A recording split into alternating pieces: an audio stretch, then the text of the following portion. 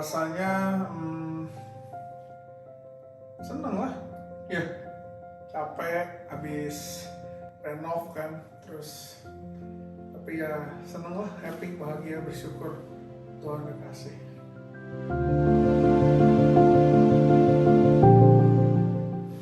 Awalnya kita nggak apa ya, memang udah lama pengen beli rumah lah gitu. Terus dulu kan Tuhan kasih kita apartemen, tapi kan dari awal beli apartemen itu bukan buat tinggal, makanya jaraknya jauh gitu.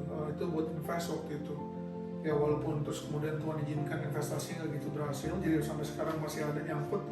Tapi memang dari awal itu kan tidak untuk tinggal jauh gitu. Terus ya dari dulu kita pengen beli rumah gitu. Terus waktu itu kalau nggak salah 2019 ya, 2019 terus Yuli tiba-tiba dapat info katanya ada perumahan baru keluaran satu developer terkenal di daerah Jakarta. Karena dulu kita tuh kayak punya doa gitu sama Tuhan, kalau boleh rumahnya saya nggak pengen daerah mana gitu, pengen daerah sini. Dan tiba-tiba ada gitu, nggak pernah kepikiran bahwa di daerah ini apakah ada bangun rumah dari developer ini. Terus terus kemudian waktu itu sebenarnya agak berat buat saya, karena waktu itu saya baru lagi berhenti lagi istirahat kerja, lagi sabbatical leave, penghasilan juga belum stabil. Terus kemudian ya nggak kepikiran, itu kan apartemen pikirnya mau dijual untuk beli rumah ini kan, tapi kan apartemennya nggak kejual, nyangkut. Jadi ya saya nggak gitu pengen, honestly. Itu dia aja nih pengen banget gitu. Dia pengen banget, saya ingat banget suatu hari dia maksa terus ngerongrong gitu, daripada saya pusing kan berantem terus. Ya udah saya bilang belilah sana, karena waktu itu pakai antri kan, pakai nomor, karena belum tentu dapat juga. Nah kalau belum tentu dapat, terus jadi saya bilang sama dia ya udah ambil aja. Nah terus saya sambil doa sama Tuhan, saya bilang Tuhan jangan kasih ya nomornya, jangan kasih itu gitu, pokoknya biar aja, yang penting kan dia udah dikirim, kalau nggak dapat kan ya sudah gitu. Malah Tuhan berkehendak lain, malah tiba-tiba dia dapat nomornya. Waktu dia dapat, sejujurnya waktu dia kabarin saya nggak pusing, waduh Tuhan bayarnya gimana, terus tiba-tiba ada. Tapi ya saya belajar bahwa dalam hidup banyak hal yang sebenarnya saya nggak pengen, tapi Tuhan suruh. Udah berkali-kali, dan maksudnya ya saya udah sampai satu titik bahwa ya kalau Tuhan udah kasih ya berarti Tuhan akan siapin, maka saya mesti kerja keras, ngeplan sampai saya dapat, sehingga dari awal saya nggak suka, saya malah jadi happy sekali punya rumah ini. Gitu sih ya.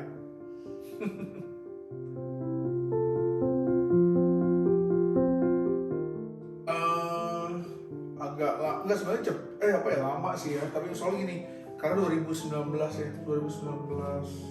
Oktober kita Yuli dapat nomor ini rumahnya. Terus kemudian pada saat itu kan karena kita belum nggak ada uangnya, dia ada program DP-nya dicicil ya, DP-nya, jadi even DP-nya dulu dicicil, karena DP pun kita waktu itu nggak cukup.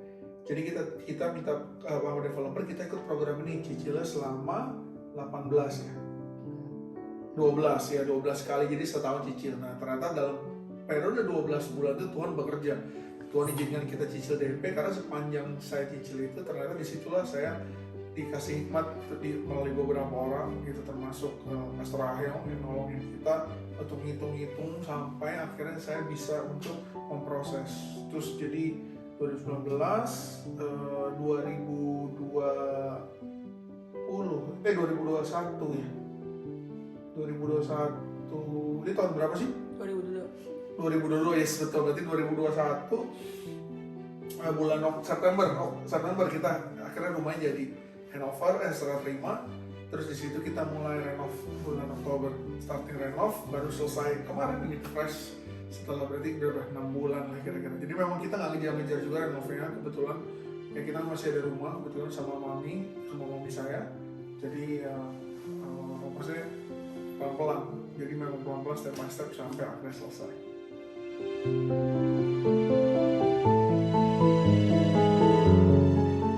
Konsepnya sih ya nggak ada konsepnya sebenarnya pengen banget rumahnya homey.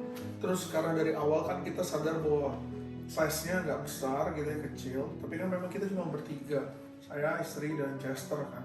Terus kemudian juga mungkin ada Max gitu ya, anjing piaraan kita. Maksudnya konsepnya sederhana aja, pokoknya mau homey, enak gitu. Terus dari awal juga karena saya sadar bahwa kita kan banyak mobile keluar, saya kerja, Yuli juga kerja, saya banyak mainan gitu. Terus jadi ya mau rumahnya kecil, dari kecil itu rumahnya kita set jadi ya kayak agak sedikit smart home, jadi bisa dikenalin jauh. Terus dan yang pasti adalah ya, nyaman lah gitu, karena kita kan bertahun-tahun tinggal di rumah komplek yang cukup tua gitu ya, udah kebiasaan lingkungannya gitu, pengen sekali-sekali agak norak gitu. Nggak pernah hidup di klaster gitu, yang rumahnya nggak ada pintu gitu. Dia kemarin mau pasang pagar di depan padahal nggak boleh sama developer, jadi kita mau pasang itu gitu, mau pasang jadi kita belum pernah tinggal di klaster seumur umur sebenarnya, jadi ini pertama kalinya. Terus ya konsepnya, terus sebenarnya konsep utama paling penting saya ingat banget, karena tempat kita agak size-nya terbatas, kita pengen rumahnya tuh banyak tempat, banyak space, karena banyak barang yang kita mesti simpan gitu, banyak barang. Jadi itu aja sih waktu itu kita mau ke China. Siapa yang mendesain, saya sejujurnya intinya adalah itu kan pemikiran kita, tapi kan leader saya atau Yuli kan bukan seorang arsitek atau desainer rumah gitu.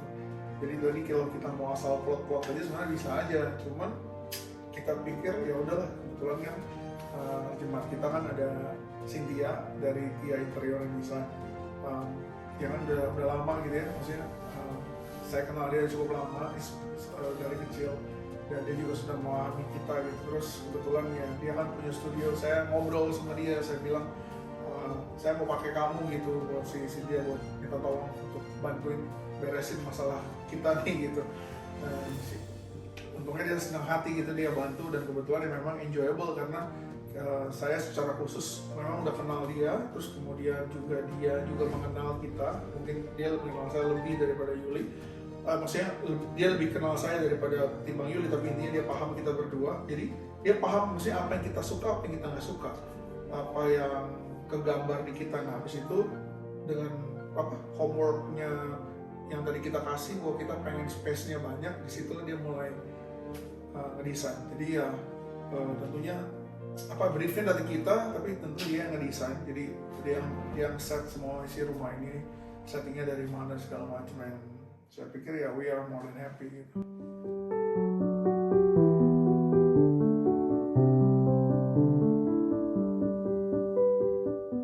Tahun berapa ya?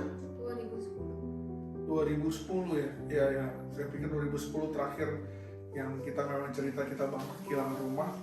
Waktu itu karena salah kelola yang Tuhan izinkan. Jadi ya sekarang berarti udah 2010, hampir 12 tahun ya. 12 tahun akhirnya kita punya rumah lagi. Alasan khususnya sebenarnya nggak ada, lebih kepada sederhana. Jadi honestly banyak faktor, tapi kuncinya ada dua. Yang pertama, waktu itu kan kita bangkrut gara-gara salah kelola keuangan. Sejak itu saya sedikit kayak bertobat. Terus kemudian saya turning point-nya untuk belajar mengelola keuangan dengan baik. Jadi sejak titik itu saya mungkin mengelolanya sangat ketat, dan memang nggak mungkin kalau orang bilang ada cenderung kayak traumatik, bisa jadi, tapi saya selalu anggap bukan trauma, lebih kepada learning. Jadi apa yang udah kita belajar, apa yang salah, terus kemudian kita perbaiki kan cara mengelola. Jadi cara mengelola saya itu agak safe. Terus kemudian faktor kedua adalah ya Tuhan izinkan kita nih berdua kebetulan jadi sandwich generation. Ya tahu kan apa itu sandwich generation, ya intinya adalah banyak banget yang harus kita bantu, orang tua kita, bahkan kadang-kadang adik atau mungkin saudara dan lain sebagainya. Jadi memang nggak bagi-bagi gitu, nggak selalu cukup gitu uangnya untuk bisa cepat punya rumah. Jadi banyak hal yang diprioritaskan dulu. Kebetulan sejak waktu itu kan kita berdua kebetulan tinggal di rumah orang tua saya, papi mami. Jadi nggak secara urgensi untuk punya rumah, sebenarnya tidak urgent, tapi memang feeling hati pengen. Tapi urgensi nggak ada, memang ada kamar dan memang itu kosong untuk kita. Nah itu faktor-faktor yang bikin kita memang mungkin pelan-pelan. Sebenarnya Yuli sendiri udah mendorong saya cukup lama gitu, dan sebagai laki-laki, sebagai suami, saya juga sebenarnya punya perasaan pengen cepet-cepet, kasihan juga kan. Misalnya itu rumah orang tua saya kan, jadi kalau saya udah biasa, kalau ini kan istilahnya menantu gitu. Saya pengennya sebenarnya tapi ya lagi-lagi karena masalah cara saya kelola uangnya berubah, jadi itu memang mesti pelan-pelan saya akan atur dengan baik. Jadi karena konsep saya tadi sandwich generations, saya tuh kayak nggak mau mengulangi gitu. Artinya adalah kalau memang saya udah jadi sandwich generation, saya nggak mau anak saya Chester jadi sandwich generation. Jadi saya selalu kayak punya titik aman gitu, saving money gitu, saya saving dikit-dikit buat dia. Kalau misalnya udah tersentuh gitu ya uangnya, saya anggap kayak saya nggak punya uang, padahal masih ada di tabungan. Nah itu yang membuat jadi kayaknya sulit sekali. Padahal waktu harga rumah naik terus kan, lagi tren-trennya waktu itu lagi naik daunnya sampai gila-gilaan. Bayangin aja dulu kita beli rumah cuma 180-an, sekarang hampir mendekati 8-9 kali lipat gitu. Jadi dengan size yang sama gitu. Jadi ya saya pikir ya nggak ada alasan khusus, cuma lebih kepada ya, cara kelolanya aja, dan memang saya sedikit safety player aja gitu. Makanya bisa punya rumah ini anugerah juga, karena ada beberapa hal yang dipaksa keluar dari zona saya gitu.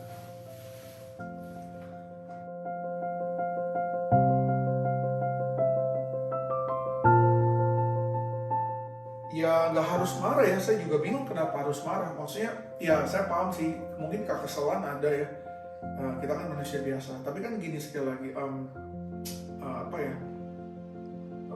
kan gini, ada pepatah dulu orang tua nih, menurut saya kurang gitu tepat. Dulu orang tua selalu pernah bilang bahwa banyak anak banyak rezeki gitu. Ini kan semua diumumin sama beberapa orang tua kita kan, katanya banyak anak banyak rezeki, jadi jangan takut punya banyak anak, nanti rezekinya datang sendiri. Setelah saya berdua hidup itu menjalani, saya menemukan fakta bahwa statement ini nih nggak sepenuhnya benar, tergantung dari motivasi kita. Kalau motivasi kita misalnya pengen punya banyak anak tuh artinya gini, udah dikasih Tuhan ya, dikasih Tuhan, memang diizinkan Tuhan punya banyak anak, ya jangan khawatir kalau memang Tuhan yang kasih, ya Tuhan akan persiapin gitu. Kita bersyukur gitu. Nah kalau itu mungkin masih oke. Tapi yang salah, yang kadang-kadang salah adalah banyak anak banyak rezeki, terus kemudian kita bilang, oh ya bersyukur dari Tuhan, pokoknya Tuhan pasti cukupin. Tapi udah stop sampai situ. Pokoknya kita percaya, tiba-tiba datang dengan sendiri entah dari mana gitu. Kayak dari langit kah, dari orang kasih. Nah menurut saya ini adalah konsep yang salah, karena setelah panjang kita belajar jadi keluarga, saya ngerasa bahwa ada yang memang diberkati Tuhan, tapi ada hal yang mesti kita usahakan. Tuhan nggak mau kita jadi malas kan. Nah masalahnya banyak konsep punya orang tua itu, yaitu banyak anak banyak rezeki, sehingga akhir salah konsepnya, sehingga mereka merasa punya anak itu jadi kayak investasi.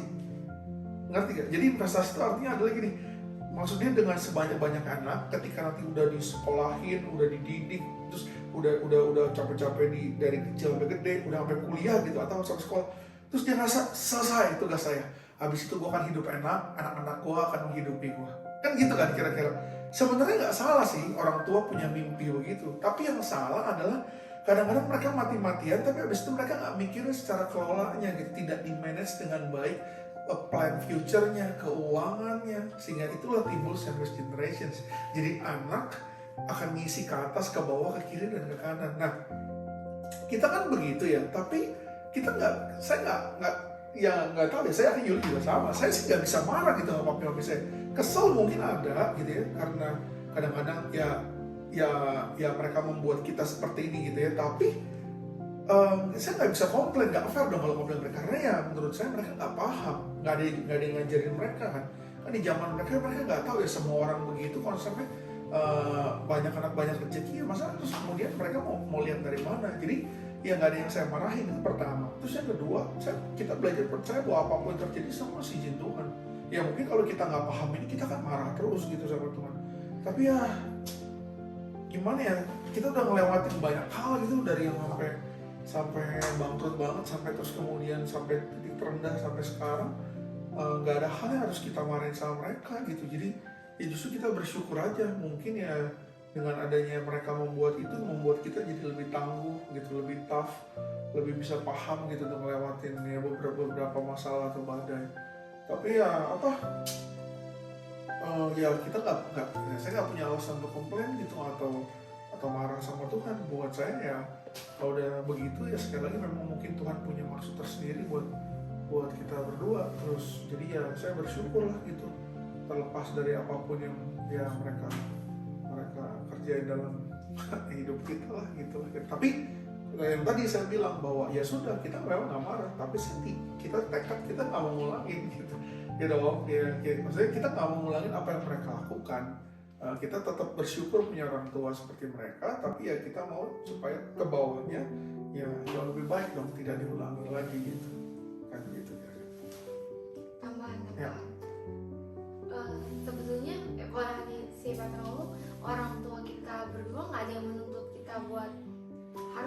kita gitu, enggak ada, itu memang murni dari kita mau membantu. Jadi bukan mereka menuntut kita, tapi dengan adanya sekarang juga banyak pengetahuan segala informasi tentang parenting banyak, jadi kita berdua sadar bahwa kita akan berusaha untuk men-stop sandwich generation di kita. Semoga kedepannya nanti anak kita bisa membangun kehidupan dia sendiri tanpa kita berdua membebani. Nah, makanya kita berdua bercita-cita supaya apa yang Tuhan kasih ke kita bisa kita usahain, kita sehat, plus kita masih bisa produktif. Gitu Kak. Yes. Ya benar. Kurang lebih seperti itu. Ya memang benar, orang tua kita, benar, makanya saya bilang orang tua kita terbaik gitu. Maksudnya sandwich generation itu terjadi bukan karena tuntutan, ya otomatis saja. Mereka nggak pernah nuntut kita apa-apa, tapi kan by right sebagai anak, ya kita kan yang mesti ini dong, sakit, insurance, apa dan lain sebagainya. Jadi ya makanya saya bilang tanpa tuntutan pun itu akan terjadi dengan sedemikian. Jadi makanya nggak punya alasan, bersyukur aja gitu bahwa memang ya we have best parent gitu in the world, both of us, terlepas dari segala plus dan kekurangan mereka gitu ya.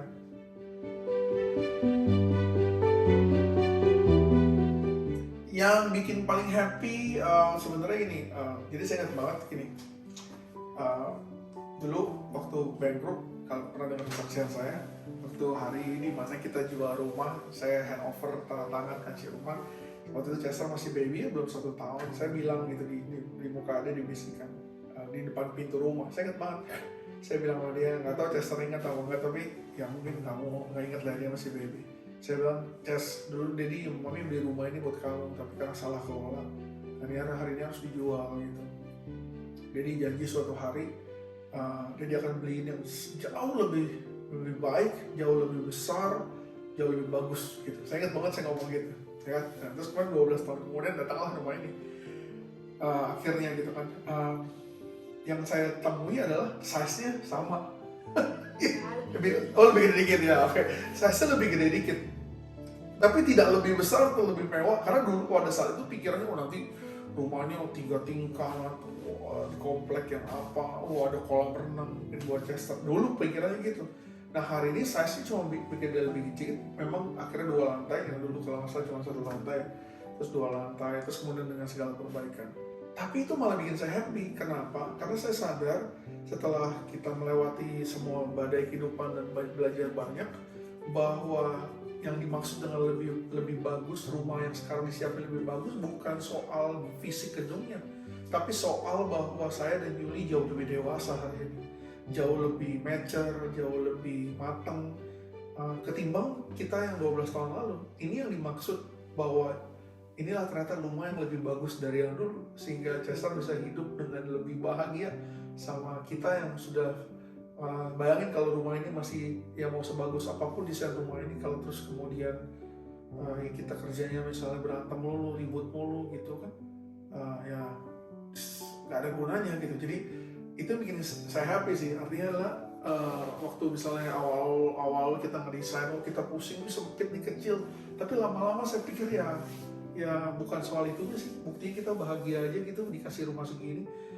Poinnya lebih kepada kita jauh lebih mature, bisa kelola dengan baik, jauh bisa lebih membuat suasananya jauh lebih bagus gitu. Itu menurut saya. Apa yang bikin kamu happy?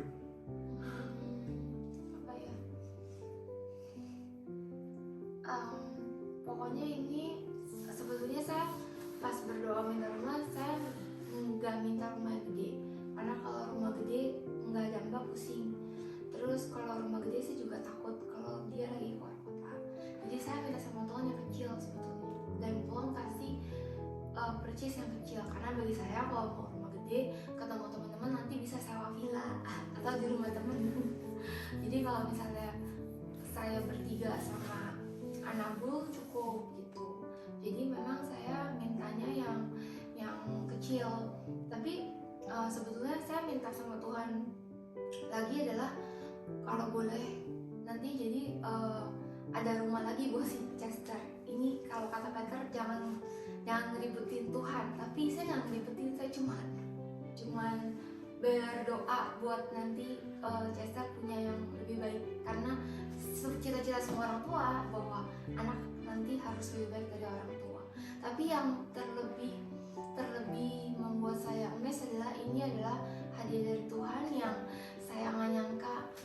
Ketika kita lagi lemah, ketika kita lagi berserah, Tuhan yang turun tangan, Tuhan yang campur tangan dari awal sampai akhir, bahkan sampai pembayarannya pun Tuhan campur tangan melebihi dari apa yang saya kira. Saya tuh dulu pernah ngomong kalau saya mau pindah rumah, saya nggak mau bawa apa-apa, saya nggak mau bawa barang dari rumah kecuali baju sama Tupperware. Dan itu terjadi, bahwa Tuhan kasih rumah ini, terus kita isinya semuanya dari Tuhan, dan benar-benar pindah ke rumah ini semuanya di custom, dan itu sesuai sama doa saya. Jadi ya itu sih, semuanya ini hadiah dari Tuhan, dan sampai dari awal sampai akhir Tuhan yang berkati. Saya sedihin juga sih, maksudnya waktu itu pas mikir kalau nanti kita pindah, mami papi masih ada, tapi ternyata kan papinya udah nggak ada, jadi maminya sendiri. Terus jadi kayak udah kebiasaan gitu, 12 tahun di sana, terus akhirnya pindah ke sini. Jadi kayak apa ya, sepi, tapi ya happy.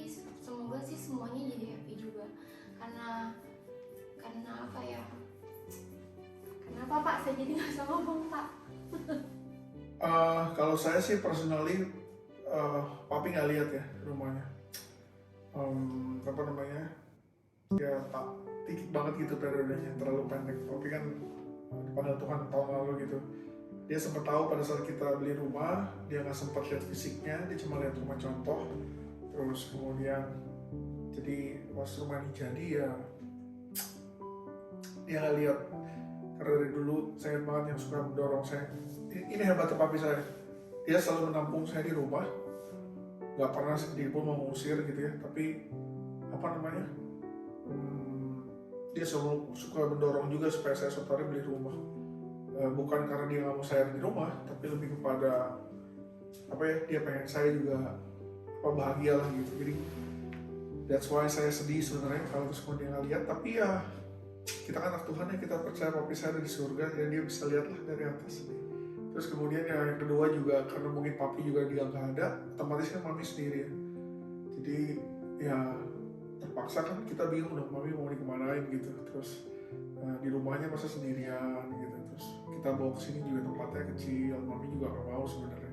Tapi ya apa ya, ya jadi maksudnya kepikiran aja gitu. Jadi semua orang setiap kali tak tahu saya pindah, yang mereka kenal mami, mereka pasti tanya mami masih apa gitu ya kan. Tapi ya apa ya, saya pikir ya Tuhan punya jalan lah pelan-pelan gitu. Jadi kita udah atur, jadi kita akhirnya nggak pindah sepenuhnya. Ada beberapa misalnya kayak proyek kerjaan Yuli ada di sana, jualan online-nya, jadi kita masih bolak-balik ya.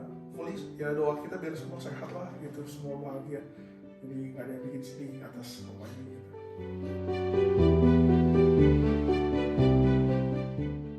Of course Tuhan lah ya, terima kasih buat Tuhan.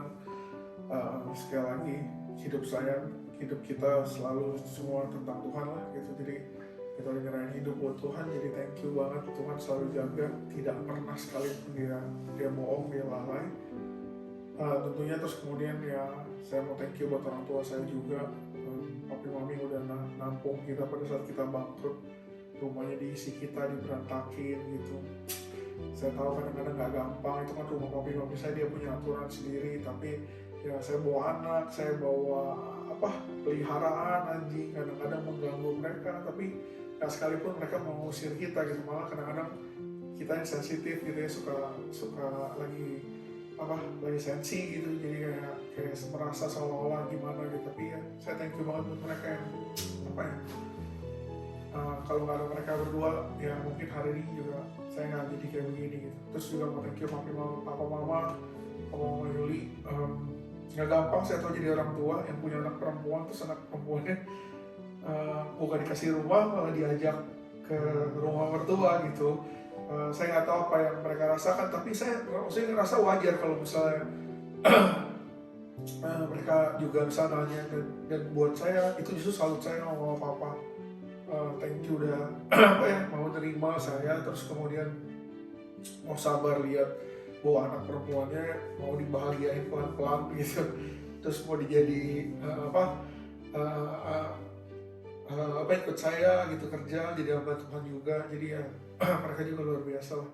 Terus thank you juga buat semua adik saya, adik dia, terus Esther anak saya, thank you gitu udah mau sabar sama Daddy sama Mami sampai punya rumah sendiri. Dari dulu dia mimpi punya ruang kerja sendiri, ruang belajar, terus mau punya bathtub, nggak sampai ya, nggak cukup ukurannya. Terus tapi saya ingat banget dia pengen banget dulu demennya mandi air panas. Jadi di rumah Mami Papi tuh nggak bisa pasang air panas, jadi setiap kali mau mandi pakai panci kita panasin air dulu terus dituang gitu. Kalau hari ini saya bisa kasih water heater buat dia. Jadi ya thank you. Terus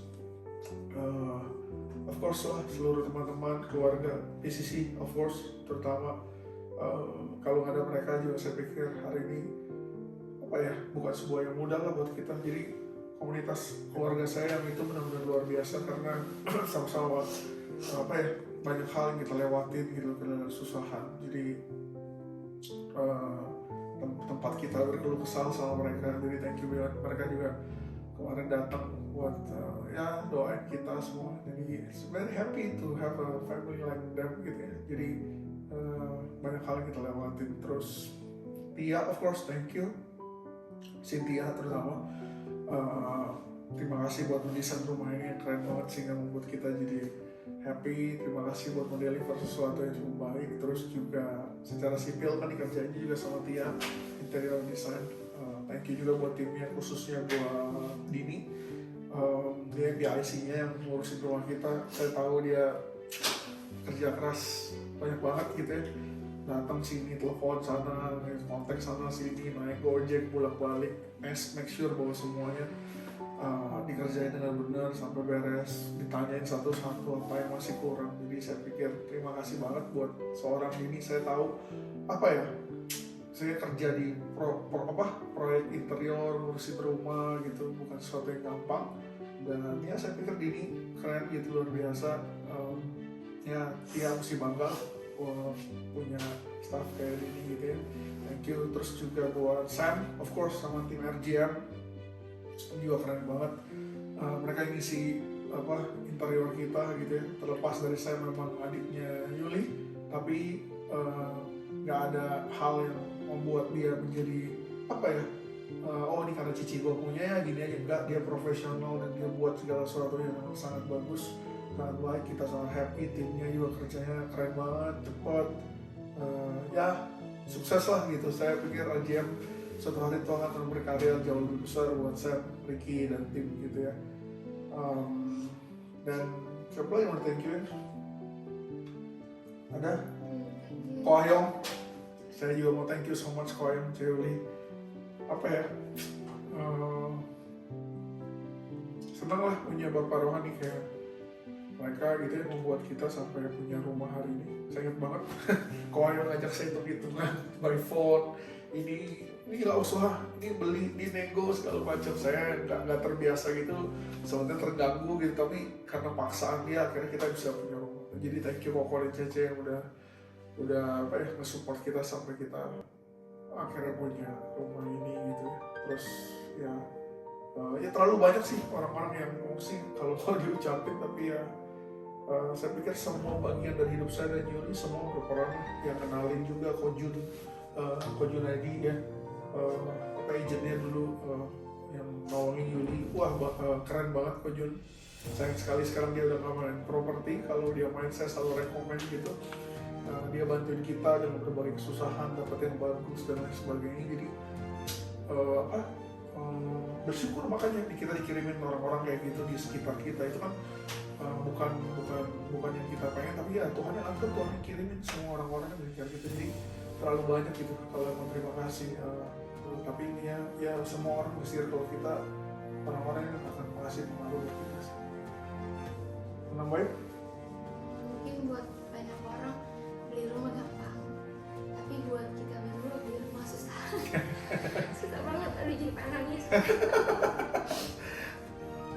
perjuangan, tapi ya Tuhan bawa kita berdua sampai keluarga kita melewati 12 tahun proses, lebih malah sampai hari ini.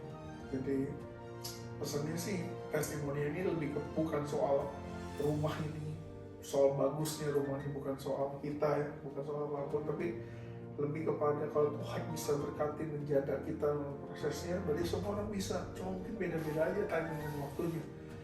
Intinya adalah yang percaya aja, giliran kalian akan datang gitu ya, sabar, tetap percaya Tuhan, tidak pernah mundur gitu, maksudnya tetap dekat, saya Tuhan pasti akan kasih semua orang hal yang sama. Ya? Kayak pokoknya apa ya, rumah ini terjadi atas dasar doa sih, doa. Jadi kita berdoa, terus gembala kita juga doa kita, terus ketika kita berserah dan kita mau dekat sama Tuhan, melayani Tuhan, Tuhan kasih bukain semuanya gitu. Jadi aku bersyukur ada di tengah-tengah komunitas yang nyemangatin kita, doain kita, plus ya ini hasilnya, bahwa ini semua kasih karunia Tuhan. Amin.